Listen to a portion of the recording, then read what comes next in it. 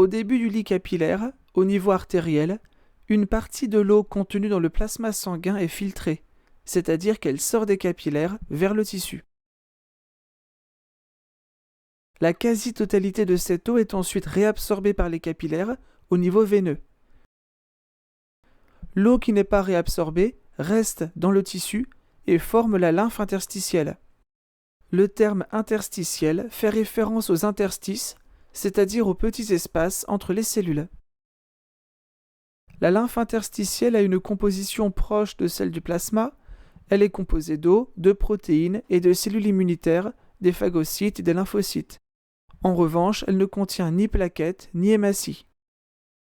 Afin de maintenir un volume de sang normal, le liquide qui s'échappe continuellement de la circulation sanguine doit y retourner, sinon, sans système de récupération, la totalité du plasma sanguin sortirait des capillaires en seulement 24 heures. C'est ici qu'interviennent les capillaires lymphatiques. Ce sont des vaisseaux en cul-de-sac, localisés entre les capillaires sanguins, au niveau des tissus conjonctifs lâches. Ils sont davantage perméables que les capillaires sanguins, ce qui leur permet de capter l'eau, ainsi que de grosses molécules et des débris cellulaires qui ne pourraient pas entrer dans les capillaires.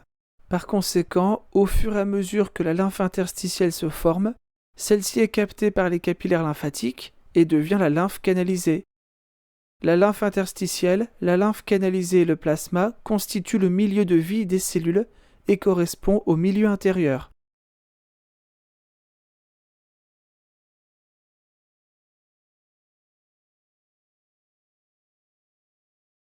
La lymphe canalisée rejoint ensuite des vaisseaux lymphatiques dont le diamètre est de plus en plus élevé, puis débouche finalement dans 2 canaux lymphatiques et rejoint la circulation sanguine au niveau des veines sous-clavières, à la base du cou.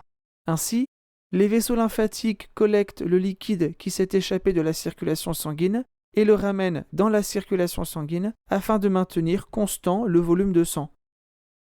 Le système lymphatique est formé de la lymphe, des capillaires lymphatiques et des ganglions lymphatiques.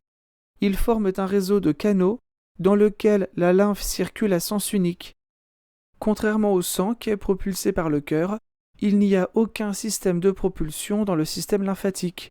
Le déplacement de la lymphe dans les vaisseaux lymphatiques est très lent et est permis par la contraction des muscles squelettiques et par la présence de valvules qui empêchent le reflux de la lymphe. Ce système est semblable à celui qui assure le retour veineux.